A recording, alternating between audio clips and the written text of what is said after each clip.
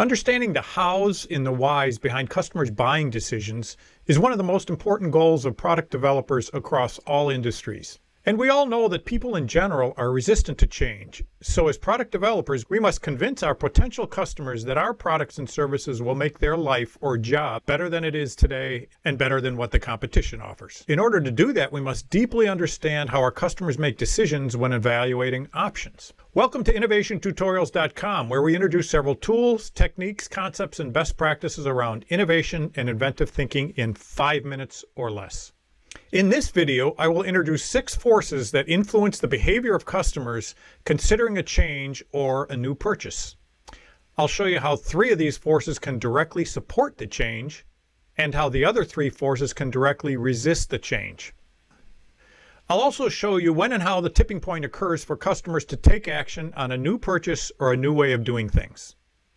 These videos are very short, so grab half a donut because that's all the time you'll have to eat.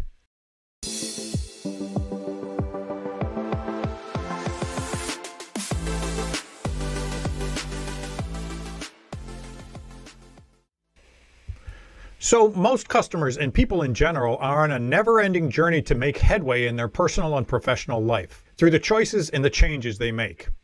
And the million-dollar question that all product developers have is, how do customers make future purchase and change decisions? Turns out that there are several elements and forces that support change, and there are other elements that force and convince you to resist the change and keep you in the status quo. One of the supporting forces is the customer's discovery of interesting new alternatives. When people see compelling new ideas, they will at least consider them, but that's typically not enough for them to choose them. Another force, maybe the biggest one because it's emotional, is the current problems, struggles, unmet and underserved needs that the customers have with their current way of doing things. And when the product developer understands these very well, they can develop even more interesting alternatives. Another rather unknown force that supports customer change and innovation is the abundance of inventive thinking principles, patterns, and perspectives. These are prescriptive inventive thinking tools a development team can use to generate new ideas. They came from the study and the analysis of thousands of patents, inventive people, and innovative companies. Principles are highly effective inventive thinking catalysts. Patterns are recurring characteristics that identify a phenomenon that serves as a model for predicting future behavior.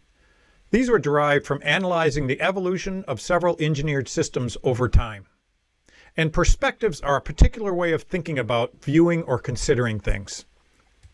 Now, there are over 50 inventive thinking principles, 24 patterns of evolution, and multiple perspectives you can view a situation to generate interesting new ideas and alternatives.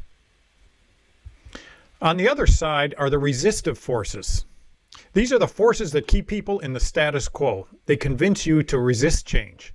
One of these forces is the anxiety of change that many customers have when they're looking at options. Is it going to take too long to learn? Will it be reliable enough? Will it be compatible with what we do today? Is it going to cost too much? Etc. As a product developer, you must thoroughly understand your customers' anxieties so you can address them in your product as well as the marketing messages. Another force is the current paradigms that may exist. A paradigm is like an intellectual filter or a mental model that's accepted by an individual or a group and that shapes how we see things and how we interpret things. Having strong old paradigms will make it difficult to see new paradigms. And what may be impossible to do with one paradigm may be entirely possible with a different paradigm. And we must recognize that paradigms can and will shift. So continually challenge and be open to new ones.